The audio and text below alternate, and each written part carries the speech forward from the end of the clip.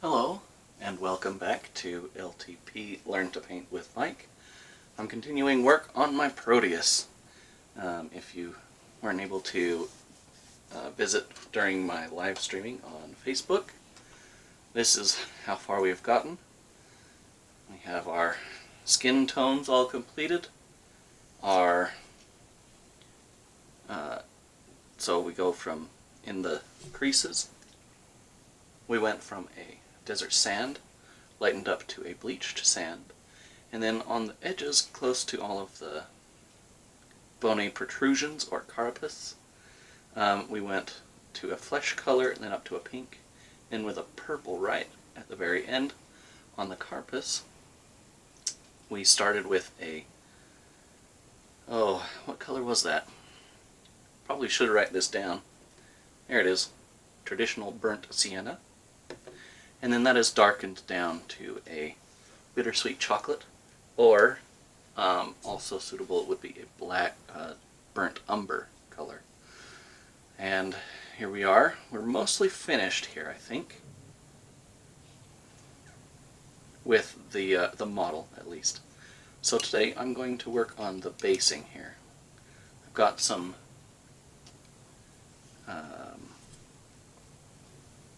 stones already placed. This is slate that was from a tile that was busted up. Thank you again, Will, if you're watching, for the pieces of slate. And then darkened just very similarly to the armor plating. So I'm going to continue working on the base here, and I'm going to be doing a fairly simple base. These have just been super glued on, and here we go. And I've got this old, just worn out, totally cruddy paintbrush. You can see the end there is just awful, just absolutely terrible. So I use this for all the grody, terrible work that I might need a pointy end for, such as basing. Now, what I'm going to do here is essentially I'm going to use a lot of this super glue. I'm just going to kind of pool it in there, and then I'm going to use this goopy brush to kind of spread that around into the little cracks and little holes. And I want these stones to appear like they're coming out of the desert. So I have this basing material, and it's essential. It's just I got it from a supply store for model trains, as a matter of fact, and it's just light ballast, like what you would put in if you were a model train builder and you were putting down track. Ballast is the type of stuff that the tracks lay down on top of, and so you can get fine ballast and gritty ballast and all kinds of stuff. And I just got this fine ballast. Now, it's not the ultra fine ballast, just fine ballast. You could use sand if you wanted.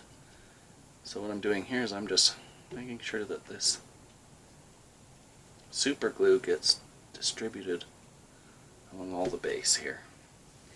Then once I've got it pretty much where I want it, I just put the whole base right into this Tupperware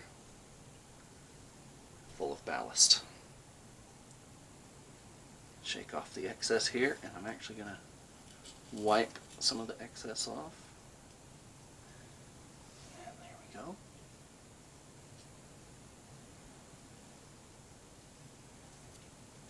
I'm going to continue on this front side.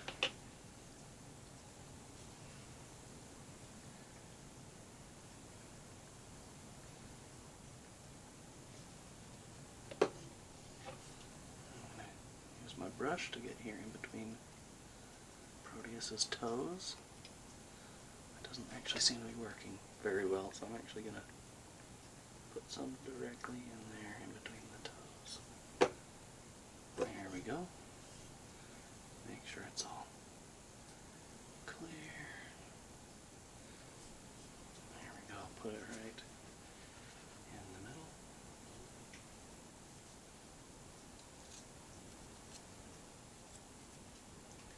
Wipe it off of the edges that I don't really want it on.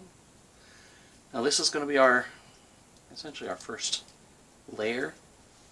Now you can see Proteus's toes kind of overhang here, so I'm actually going to build up like a sandy edge here, like it's just been pushed off of the base and coming down off the side. I'll probably have to do several applications just like that to build it up like she's standing on a sandy base. I've got a little bit I need to do under here, and I think doing this, it's probably about time for me to get a new super glue bottle. The tip on that has been, well, I cut it off every time it gets plugged, so every time it gets plugged I cut a little bit more off and it becomes less and less refined, a little less accurate. I'm going to put a little more over here so it will go underneath this foot. There we go. It's very simple basing, and maybe I could be criticized for such a simple technique, but it looks good. And we need just a little bit more back here.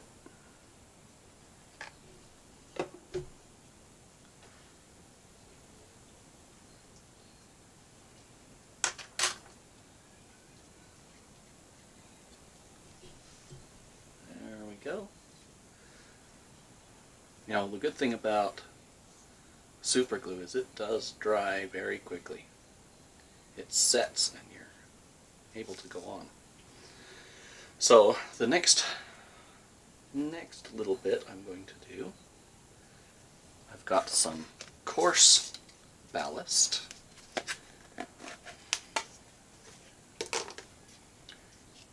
And I'm going to use that to add a little more variety, so it's not just stones and then sand. It's kind of dull. And especially under here I want to have some of this larger ballast.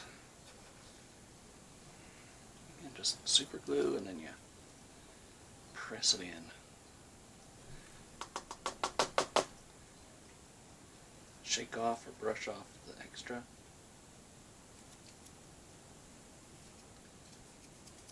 There we go. I'm going to do a little patch of these larger stones, just kind of right centrally located, kind of by where all of the large slate pieces come up and out. I'll use my brush here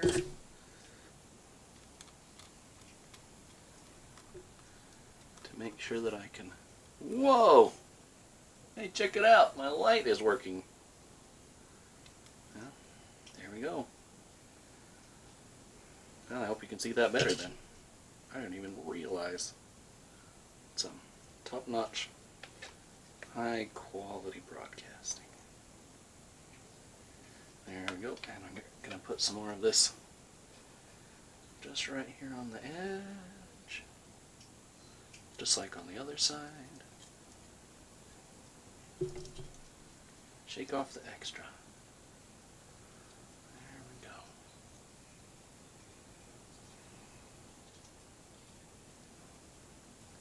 It's a little too homogeneous, a little too artificial looking. I'm going to kind of get rid of that unnatural roundish looking blob.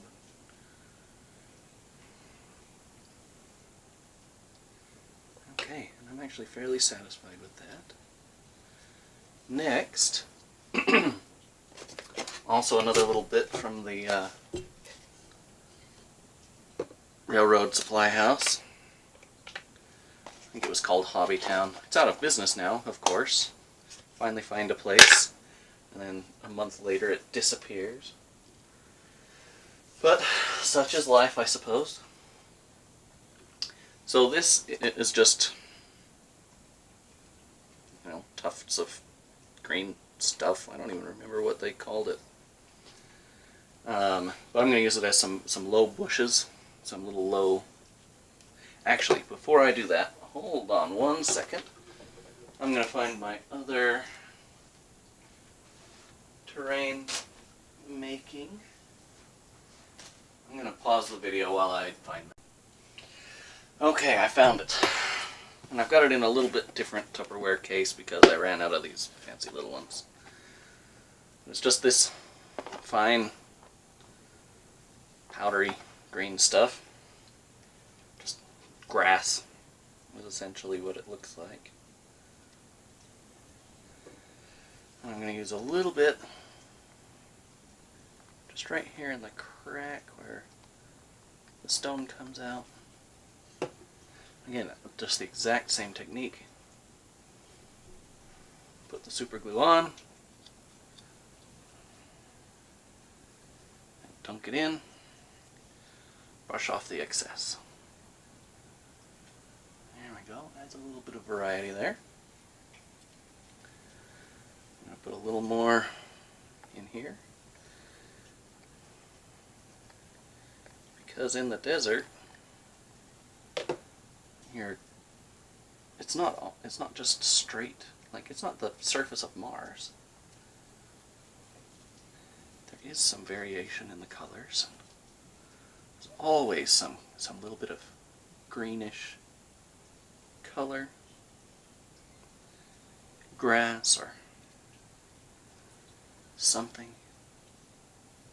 And usually it's in the little crevices here. So, let me see here. I'm going to put just a couple little dabs.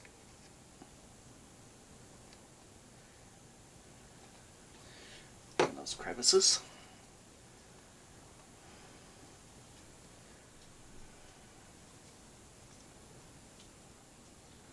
And that could be a little bit of lichen.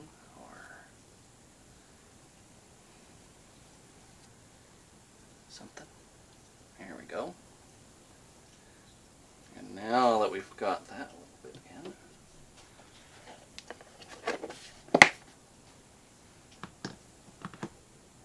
we're going to use this tufted green stuff. Now this one's a little bit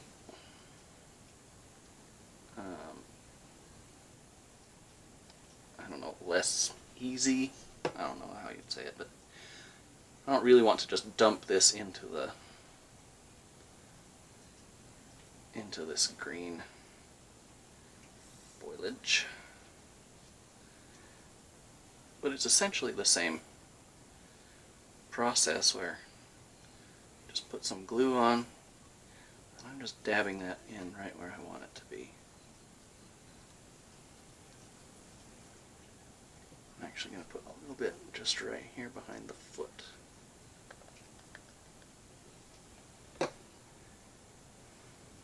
Now I've chosen this foliage and stuff for its color.